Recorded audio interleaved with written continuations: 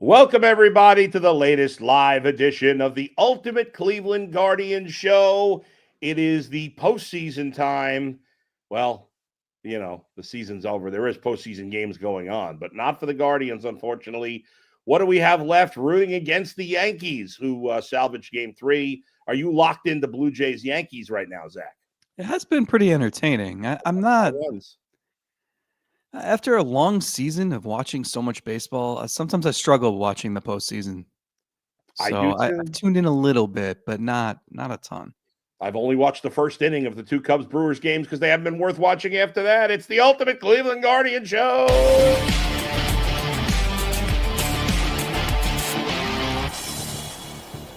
All right, welcome back. Here we are. It is time for, we talked most of the season. It was like trending towards a lot of off-season talk, and we started doing that as early as August, and then it all went away because the team played great in September, and we got back into in-season mode, and then we got into, postseason playing mode, and we wrapped it up after the Guardians got eliminated. But for the Guardians and Guardians fans, the same question we always ask this time of year: will the Guardians participate in free agency? The answer is usually no, at least in terms of significant free agency. They haven't played in significant free agency in 8 years when they signed Edwin Encarnacion. So before we get further down that road, Zach, let's go back to yesterday where the Guardians held their postseason press conference. And just to clarify, because you just clarified to me, and even I didn't remember this, and so fans need to know this, there are two different postseason press conferences, correct? Yeah, so just in case I don't know. I don't know what takes place in the other one. Right.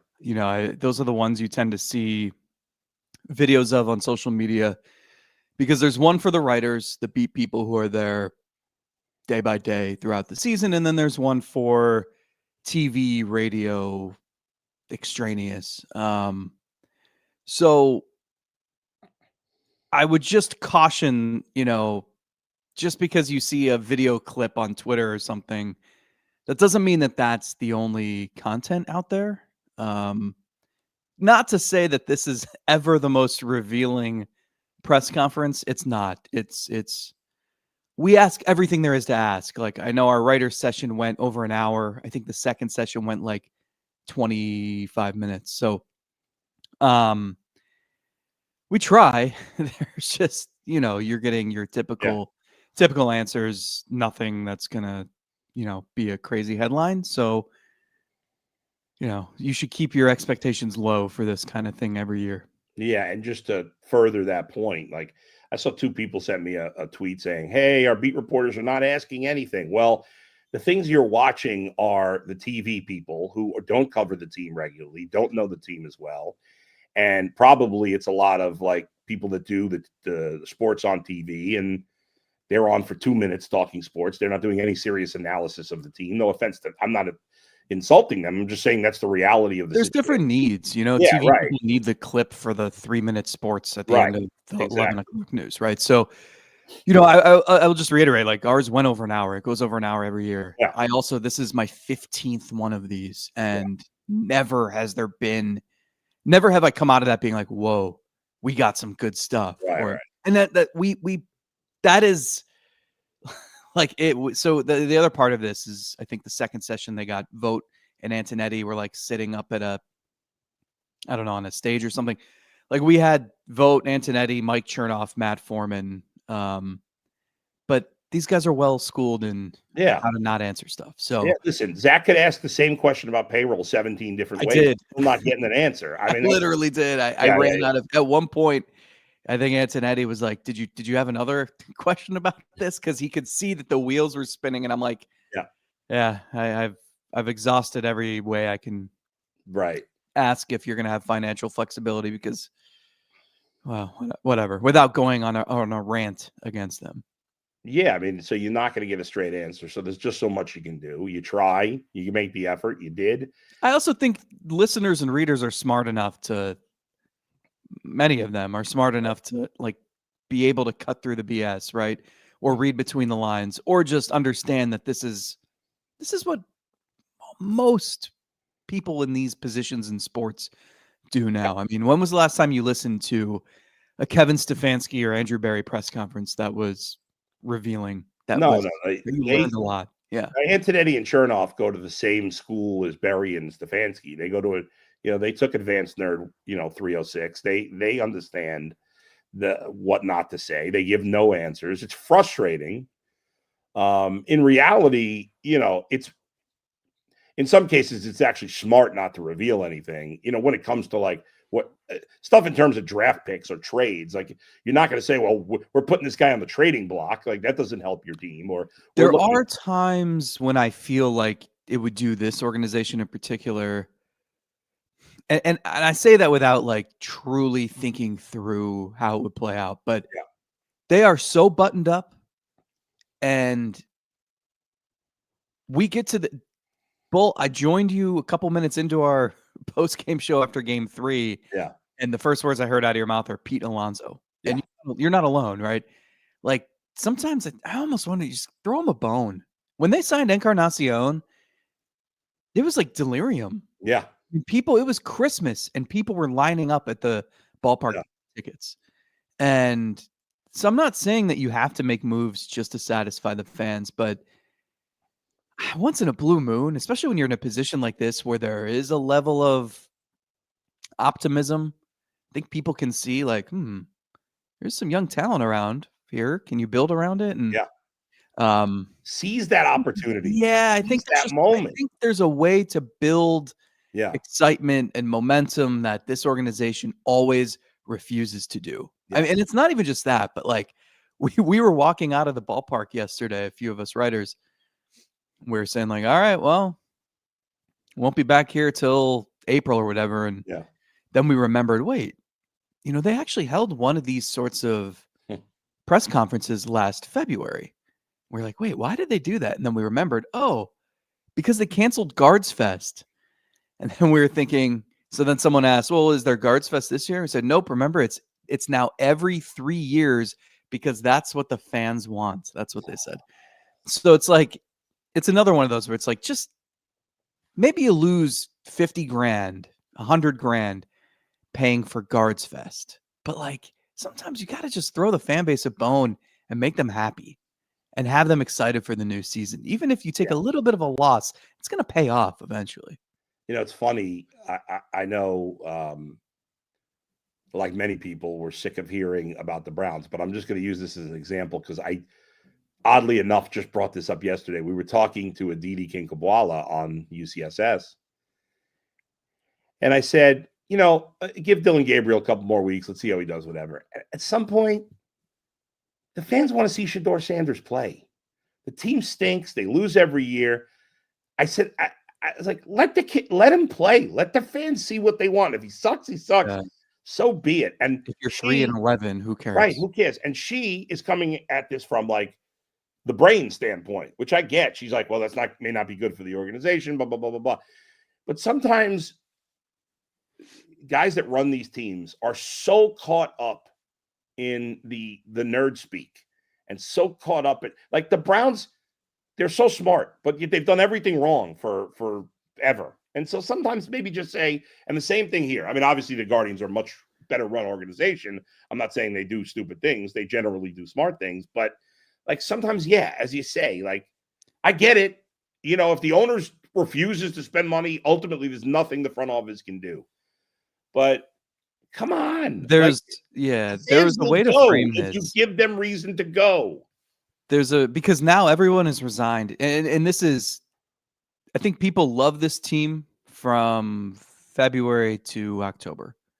You get frustrated when they don't play well, etc. Sure. But more often than not, the journey is worth following in those months, right? People hate this team and this organization from October until February. And part of that, a lot of that's self-inflicted. A lot of that is also just the dynamics of baseball, and the Guardians are not alone in this. And you're already hearing teams talk about the looming work stoppage a year plus from now and TV stuff. And there's always an excuse. Always. I could argue, we don't need to launch into this. I could argue actually makes more sense maybe to spend some money and take some risks now, because you might not have to pay those players as the full salary in 2027 if there's a work stoppage. But that's whatever. I look at our what you put down on today's show, and you mentioned the Guardians payroll's at 50 to 60 million right now, and I've done the math on this like 12 times to make sure it's right, because yes, they have 3 players who are guaranteed money. It's Jose Ramirez, it's Tanner Bybee, it's Trevor Steffen. And those guys add up to like 29 million. Then you have 8 players eligible for arbitration. They're not going to keep all 8 players. Even if they did, those guys are projected to earn about 20. Right. Most of that's Quan. Yeah. Quan's like almost 9. Yeah. And then there's like a bunch of guys for 2 million or so. But like, I don't know that they're going to keep Ben Lively. I don't know that they're going to keep Nolan Jones, Colby Allard, Will Brennan. So even if they did, let's say, now we're up to the 20 plus the 29 is 49. Yeah. You fill out the rest of the roster with guys making the league minimum, because as they love to remind you, they have one of the youngest rosters in the league. That's right. You do that on purpose, because that means it's also one of the cheapest rosters in the league. So you fill out the rest of the roster with guys making the minimum. That takes you to 60 million. Yeah. And one way to frame this, and the organization never does this, and I think that's part of the issue, is they have run a payroll the last few years between 90 and 100 million. So when I asked the question, one of the 6 times I tried to ask about payroll, one of my phrasings was just asking, like, is there financial flexibility? And it's always too early. I could ask this at the postmortem in early October, and it's too early to say. I will ask this again at the winter meetings in December, and then it will be too early to say. Yeah. It's always too early. And then you get to February and it's spring training, and it's, well, here we are. Yeah. But anyone could look at this and say, okay, well, you already cut back because of the TV stuff. You're not losing more money on that. That's right. If anything, you might get they even said yesterday, like, there might be a windfall from the new setup. ESPN's involved. They don't know yet. Mm-hmm. Okay. You're not losing more from that. Right. The work stoppage is coming, probably. People seem to think so. That's after next season. That also like shouldn't preclude you from, like, you don't need to cut back because of that. Right. Because you're not going to have to pay your players during a work stoppage. So exactly. My guess is you're not going to have to pay Emmanuel Clase $6.5 million. Right. You have a $6 million option on John Means. The point is, if you're keeping pace with the $90 to $100 million payroll that you've run in recent years, which you and I have yelled about many times, is so far below even the league average. And do I expect them to spend $180 million every year? No. But in a time like this, where you just went to the ALCS and then you came back and you won another division title, and like all this young talent is sitting there. I'm excited about Chase DeLauder coming up, and George Valera coming up, and Travis Bazzana coming up, and what the rotation was able to do, and building off of that. If you could even sniff like a little below league average, imagine what you could do, because your payroll right now, as it says up there, is going to be 50 to 60 million. So if you're the front office and maybe you want fans to think a little bit differently in the offseason for once, and maybe it helps spur ticket sales, you could frame this by answering my questions as, well, in the last few years, we've run the payroll that we've run, and you're asking about financial flexibility. And as it stands right now, we expect to have 30 to 50 million in wiggle room if we want to run the same payroll. Yeah. Imagine that quote. Yeah. Then all of a sudden fans are like, maybe we can talk about Pete Alonso. Yeah. And it's not talk about Kyle Schwarber. And that would just put them where they were. And yet you'd still get excited. Right. Because think about it. As I said, for the millionth time here in the last week, if the Guardians just did what I suggested the other day, which was sign Pete Alonso, sign JT Realmuto to platoon with Bo Naylor, and then a good, solid veteran relief pitcher in the mix, their payroll would still be roughly what it was last year, depending on what you have to pay Alonso. Like, maybe it's a little higher. Maybe it puts you at 110. Maybe it puts you at 115. That's no. Yeah. And it just drew 2 million fans in back-to-back seasons for the first time since 2007. Exactly. And how excited, even if they just did that, like, I know Alonso would be the biggest move they've ever made. But if they did that, brought in Realmuto and brought in, as I mentioned, Emilio Pagan, but whatever. You'd go way over 2 million in attendance next season. people would be beyond excited. And that's only one significant price tag. It's significant. I get it. But it totally changes the way you'd feel about this team going into next year. You'd be beyond excited. Can I interest you in an Austin Hayes? Or Christian Vasquez? No, I'm trying to think of like people that they'd can't. actually sign. I'm horrified. I know. So instead, they answer these questions by saying, we're not going to deviate from the way we build our teams, which is from within. And we don't want to block some of the young players that we're excited about. And they say this every year. And there is truth to that, right? Like, sure. I want to see DeLauder. I want to see Valera. I also know that those guys are as injury prone as it gets. So I can't go into a season banking on them being healthy. They already did that this year. That's right. It didn't work. You can't bank on all those guys being successful. Correct. It's just not realistic. God forbid Jose Ramirez suffers an injury or shows some decline. You have no recourse. That's right. Speaking of which, there was that video, and that's old. That was before this past season. For those, right. It was a video of, I don't know who those guys were that Jose was talking to. I don't know, but it was an interview in Spanish, and I was gonna ask a friend of mine to translate it, but then Mikey Nuggets told me it's like 6 months old, and I'm like, oh, why is this circulating right now? But he can't be happy though about what's going on. I know he loves it here, but he's got to be frustrated by the fact that they haven't put it. And I really think, the more I think about this, I really think, and maybe it's an excuse for him that I shouldn't give him, but I think it's a big part of why he has struggled in recent years in the postseason, because in the regular season, we always say, why would you pitch to Jose? Why would you pitch to Jose? In the regular season, you're not going to be as like intense with that. But in the playoffs, you're literally not going to give him anything. He walked like 4 or 5 times in the series against the Tigers. Okay, so a few things here. Number one, whoever posted this the other day tagged me and you. Me too. Yeah. Right. And I didn't really understand why. Once I learned it was from March, my first thing is, why is this surfacing now? I apologize that no one knew about this back in March, but I also don't tend to listen to or know about Spanish-speaking baseball podcasts. Right. Look, I think I hinted at this or wrote it or said it back in July. If they traded Steven Kwan, there was going to be some issues. The dude wants to win. He is 33 years old now. He has 3 years remaining on his contracts. He's not going anywhere. And I will say, I was told back in July that like he is already thinking about the extension or the next deal that takes him to the end of his career. Right. He has not shown any signs of decline. He still hit 30 homers. He set a new career high with 44 stolen bases. His slash line looks like it looks every year at this point. Probably finish 3rd or 4th in the MVP voting. So there's no signs of decline. So he's already thinking about, how does he get to the end of his career? And I was told, like, it's not going to be another, well, we'll tack on 2 more years at a discount because you love it here. It's going to be, what am I worth? The issue is what you're worth when you're 36 might not be what you think you are worth now. And so, like, the Guardians obviously want to keep him through the end of his career. He really wants to stay in one place. He thinks that would help him with his Hall of Fame case, because just players don't do that anymore.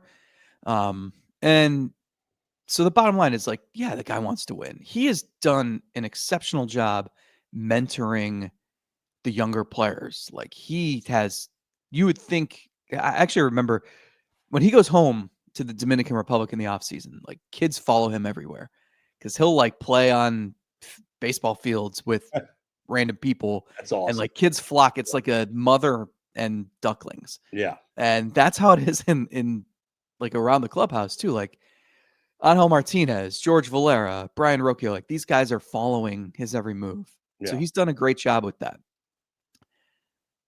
I can understand he wants another proven adult in the room or two. And the issue is, and I can't dispute anything the guy may have said. Like, he's right. Like, there have been opportunities when you see this team on the cusp and it's like, hey, can you put us over the top? It doesn't just have to be a free agent. You could make a trade. You could trade some prospects and land some proven talent. They haven't done either. But it is important to remember that when he signed his extension, which he forced, Yeah. like I've always given him credit and the organization criticism because they were ready to trade him. If he was going to Toronto or to San Diego. And he forced the issue and he said, like, let's get this done. I want to stay here. I'll take this much less money. They were coming off a losing season in 2021 when he signed. No one thought they were going to be good in 2022. So it's not like he signed this deal in October and was like, okay, I saved you a bunch of money. Now go sign all these free agents. They certainly haven't held up their end of the bargain on that front, as we've been discussing this entire episode. But I don't know. That was in March. A lot happened since then. There was a lot of frustration. If Quan was traded, there were going to be some uncomfortable conversations. Oh, yeah. It didn't get to that point. And now with the way the team is set up, they're set up in a dream scenario. Every other front office would love to have the collection of young talent and the tiny payroll they have so that you can add to that group.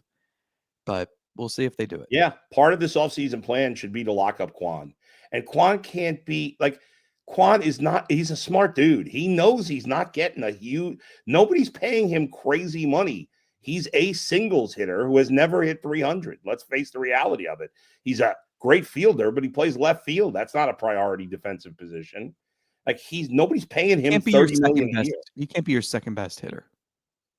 That's no. The issue. They just yeah. Like I love the idea of like dreaming what DeLauder can do and Valera and stuff, but they got holes, and like you can't assume everything's going to trend in the right direction just because it ended on a good note in September. Yes. You can't assume that these like Parker Messick and Joey Cantillo and those guys are all going to all take steps forward and all stay healthy. It just doesn't work that way. Yeah. So I like, God forbid you stockpile enough depth so that Valera has to fight for a spot on the team, so that, you don't have Jonathan Rodriguez hitting fourth in a playoff game.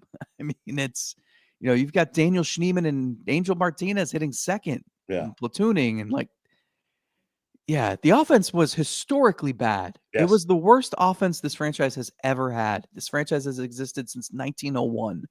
So they recognized that, and Mike Chernoff even threw out some stats saying like they were 28th in runs per game, but like they realized that. So the question is, do they realize that you can't just remedy it with young players developing and then maybe like a right-handed platoon bat backup catcher bringing Hedges back? I can't do the platoons anymore. I can't do it. I could live with it at catcher, but I can't do it anywhere else. You got to have legitimate starters the rest of the places. Yeah. I don't know that DeLauder, I don't think DeLauder long-term is going to need a platoon partner, but how can you ever trust him to play 150? You can't. No, I mean, you can't trust DeLauder. You can't trust Valera. Speaking of guys you can't trust, I saw Daniel Espino pitched in the Arizona Fall League. That'd be quite a story if he made, that guy at one point was their best prospect, certainly their best pitching prospect. I think you could see him in the bullpen mix at some point next year. I think bullpen makes sense for him. He could end up being a very good weapon out of that pen. Yeah. The idea of making him a starter now doesn't make any sense. That ship has sailed. All right, let's talk about FanDuel here, Zach. What do you think about that? Yeah, well, the NFL season is here.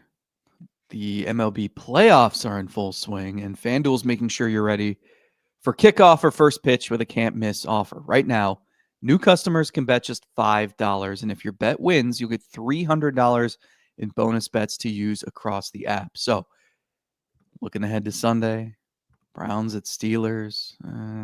Browns going to be sleepy, or are they going to be jazzed because they got a fifth-round pick for Joe Flacco?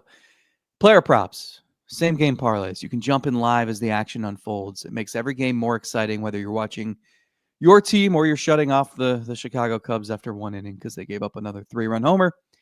It's quick and easy and the best way to add a little more energy to your Sundays or any day. So if you're ready to play, download the FanDuel app now by visiting FanDuel.com/UCSS to get started. That's FanDuel.com/UCSS to place your first $5 bet. All right, Zach. Good job out of you. Who you picking right now? Like, obviously, the Blue Jays looking good, although they lost yesterday. And you wonder how that, like they blew that. They had a big lead. I think they were up 6-1, and they've been dominating the Yankees. And nice comeback. Judge was clutch for once. You think the Yankees come all the way back? I don't think they will. But Blue Jays are doing a bullpen game today, though, and they had to use their bullpen quite a bit last night. I want to see the Yankees come back and win that series. I can't have it. The Cubs will not come back against the Brewers. They're going to get swept. When the playoffs started, I said Mariners, Dodgers. So yeah, I'm going to stick with that. I said Mariners, Phillies. And that's not looking good because the Dodgers are up 2-0, obviously. We shall see. All right, let's get some comments from the fans here. Let's see. Derek says, good morning, fellas. Good morning, Derek. Evan says, what's up? TT Win says, fire Stefanski. Roger, Ohio says, keep Allard. Do you know keep Kobe Allard? Do you care if they keep Kobe Allard? What's your thoughts on him? The arbitration projection on him is $1.9 million.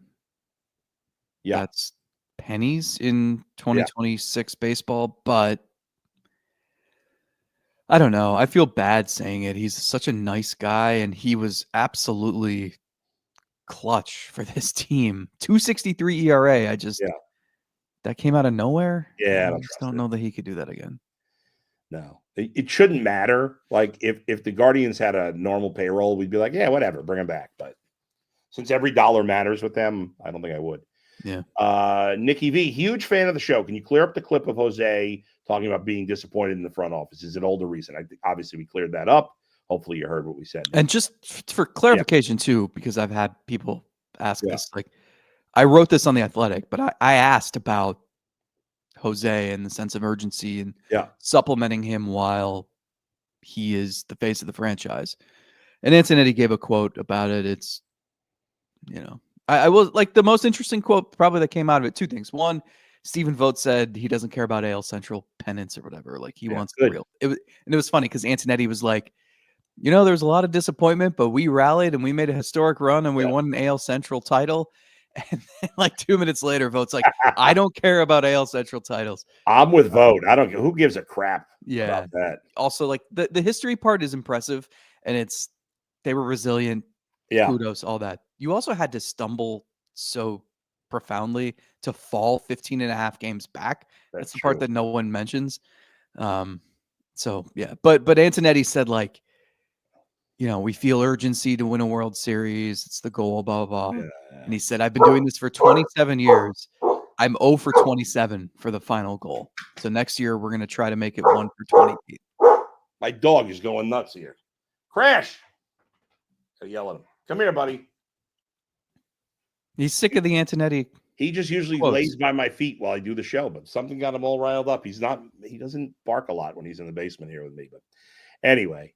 Sorry. That's what happens when you work from home. Sometimes you get a dog barking. Sam Hill says, running of the bull and Zach attack. Paramajat says, if they do what Bull says, season tickets incoming for me. Derek, if they get Alonso, I would seriously go to more games. Evan 419, I would absolutely consider a ticket package if they signed Alonso. Look what you've done. Yeah, I know. I'm sorry, folks. You're just all going to be disappointed. I know it.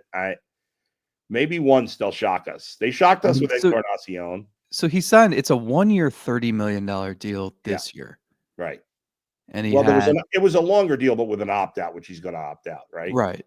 It's a $24 million player option, which makes no sense. So he had 41 doubles, 38 homers.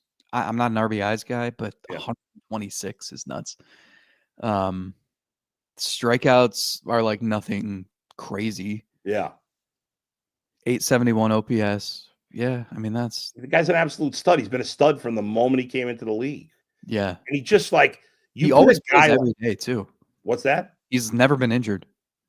Yeah, always right. He always plays. He's big, and just there's something about having a guy like of that stature, like his physicality, I think creates a level of energy on the team and confidence on the team. And I know the Mets completely crapped the bed and fell out of the playoffs, but. I just think fans would go bonkers. But this would be bigger than Encarnacion. You think he'll get 3 for 120? I would think he could get something bigger than that, but I'm not sure. He's a first baseman who's what is he, 29, 30? He will be 31 in Yeah. December. So, like last year, nobody wanted to give him that big contract. So I'm thinking if you give him crazy amount per year, maybe just I don't know. I could be out of my mind. Yeah. He might sign a 5-year, $200 million contract for all I know. But I mean, what's going to happen? Are they going to go bankrupt, the Guardians, if they spend a big contract? No. Let's go. Zach, this is way bigger. If they did this somehow, this is way bigger than Encarnacion. Way bigger. Yeah, I agree with that. Encarnacion was older too when they signed him, Yes. I think. Yeah. And he had still been really good. I mean, he had a great year the year before they signed him. Yeah, So, Edwin was 34. yeah, that's a big difference. Big difference. Even if you had to somehow give Alonso a 5-year deal, right? So 31, 32, 33, 34, You're 35. talking crazy now. I know it's crazy, but I want. But what changed? Why would he get a 5-year deal now if he can only get a 1-year deal? Well, that's what I'm saying. So maybe I'm saying even if you had to, but like the one scenario I could see is again, like the sense I've gotten in talking to people around the league is everybody's going to be a little hesitant on the long-term deals this year because no one knows what the league's going to look like. Like there could be a salary cap after next season. And how does that change your calculus if you're going to sign guys, right? Obviously that doesn't matter to the Guardians because they're never going to be anywhere near the salary cap. But what if you could give Alonso a 2-year deal? Worth crazy money over those 2 years. Yeah. Yeah, even backloaded to the second. Like what if you go 25-35? Even higher, maybe. Or higher. And knowing that there is a chance that half of that salary gets wiped out in 27. Right. Let's go. Give him 30 in the first year and 45 in the second year, like crazy. I hate that you've done this to me, but I mean, because you think about a lineup where it's like Quan, DeLauder, Ramirez, Alonso, Manzardo, Valera, Kefis. Right. Well, I guess he wouldn't have a spot, or Valera wouldn't have a spot at that point, but well, no, one of them would. You'd have one of them, not both. One of them in right field, yeah. Right. But that's okay. Let guys fight, but let there be competition. Right. And then eventually Bazana, right? Yeah, so Bazana, Naylor, Rocchio, that's not bad. That's a lot of lefties. Yeah, I mean, that's now Alonso's right-handed. Now, I just cursed. Now, if your catcher can't hit, okay, well, he's batting 8th or 9th, okay, I could live with 2 guys at the bottom of the lineup. Yeah, I can't hit that much. I'm always, at this point in my life, in my career, and being around this team, I'm never going into an offseason being like, this is the year they're going to make some huge move. I know. But I can't ignore the fact that everybody in the universe recognizes the offense was pitiful. Yes. Everybody in the world recognizes there is something to actually build on. Everybody in the world recognizes what you did last offseason in not addressing the offense screwed you. Yeah. And everybody can recognize you've nothing on your payroll. That's right. So it's like a perfect something scenario. has to give here, but again, they love to undersell, and I can't even say over deliver. Yeah. They're never going to oversell. They're never going to get your hopes up. Nikki V says, I think the Mariners win tonight. Yankees have all the momentum, so I'm worried about them. I mean, momentum is the next day's pitcher. Derek Parslow, Espino top 99 last night. B. Skrills, Judge put fear in the Blue Jays bullpen. Patrick, we addressed Jose's comments already. Okay, you saw that now. Parajat says Lindor can tell Alonso how great Cleveland is. Bob M says, I live in Connecticut. Every Mets fan I know hates Alonso. Well, they're idiots. I know plenty of Mets fans. They don't hate Alonso. The smart fans don't hate Alonso. My oldest friend is a huge Mets fan, and he loves Alonso. So the idiot mouth breathers probably don't like him because they're stupid. But fans can dig out their yonder Alonso jerseys and just change the number. All right. So what's the calendar looking like right now? Obviously, once we get to November, you'll start thinking about the arbitration eligible players. Yeah, there's deadlines in Yeah. November for tendering those guys' contracts, protecting players from the Rule 5 draft. Right. It's usually a couple weeks before the winter meetings, so it's late Yep. November. Winter meetings are the second week of December from beautiful Disney World. You're going, I assume? Mm-hmm. Okay. It'd be a nice time to go to Disney World. And then, yeah, that's spring training, 4 months away. You think there's a chance they sign Quan to an extension or no? I don't know. Probably not. He's not happy with his season. He's really frustrated. Yeah. And so why, if you're him, you're projected to make almost $9 million in arbitration and you don't have the leverage in negotiations because you had a down year. Yeah. Not really. Wouldn't be motivated if I were him. But those are talks for spring training anyway. Yeah. That's the other thing. They've got all this financial wiggle room. They should. Mm-hmm. But who are you signing to an extension? Cade Smith? That's not going to cost a ton. There's really not, Gavin Williams is a Scott Boras client, so that's not happening. Yeah, so Quan's really the only guy. Yeah. Or they could do what, we've seen the Braves do a lot is sign some of these young hitters when they've barely played in the majors. Yeah. Problem is you're probably not doing that with DeLauder and because he's an injury risk. Pizzana signed what did he get for being the first pick? Yeah. 8-9 million. Yeah. So there's not much motivation there. And Zardo? Yeah. DH. Do you need to do that? No, but if you don't need to, but if you could lock him in at a very, cheap rate, which you sometimes can when you sign these guys early, might not be bad. I mean, obviously they've had some success doing that. They did it with Class A, although now that's out the window, we think. Do we have any clue about did you guys talk to them about that yesterday? About Class A at all? Or they won't talk? Yeah, a lot. And there's nothing. They those guys are gonna apparently pitch in winter ball too, and one of them could blow out an elbow, and there's nothing the Guardians can do about it. Yeah. So yeah, they're moving forward as if they will never come back, and then if something changes, then they'll adjust. But man, they got to be wishing they traded him last offseason. Yeah. All right, folks. Well, we do not have another scheduled Ultimate Guardian show coming up, but if there is any significant news involving the Guardians, which will probably not be the case in October, and unfortunately probably won't be the case in November, December either. But if they surprise us and there is big news, then we will jump on it. When they sign Ty France on January 18th, we will be here. Ty France. That does feel like a very Guardians move. You said Austin Hayes before. I could definitely see that. All right.